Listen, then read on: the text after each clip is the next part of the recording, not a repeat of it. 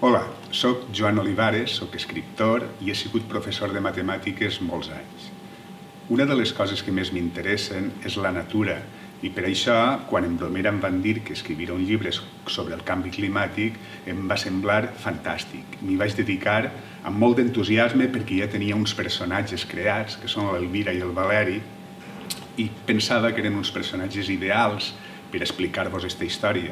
Uns personatges com vosaltres, pròxims, uns personatges amables, simpàtics.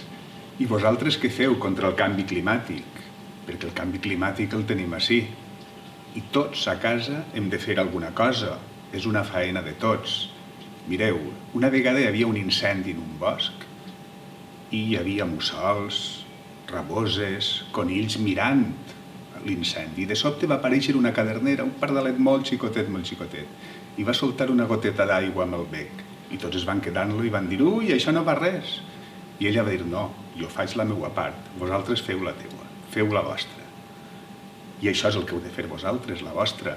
Coses molt senzilles, apagar la llum quan no la gasteu, no gastar massa aigua, i algunes altres que potser no les hem pensades tant, però que són igualment importants.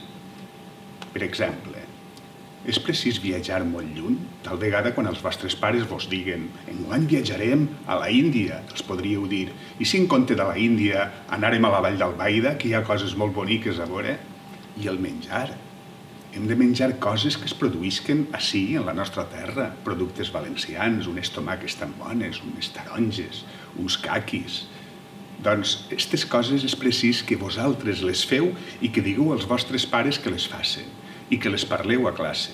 Heu de mirar la natura d'una altra manera, heu de contemplar els animals, i quan aneu pel camp no aneu simplement a córrer, a fer quilòmetres i a mirar en el cronòmetre a veure quants quilòmetres he fet.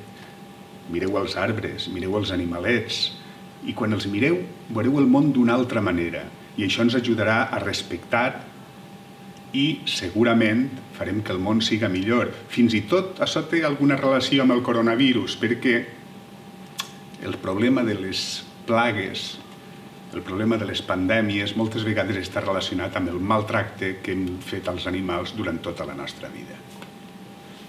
I vosaltres ja sabeu quines coses heu de fer pel canvi climàtic?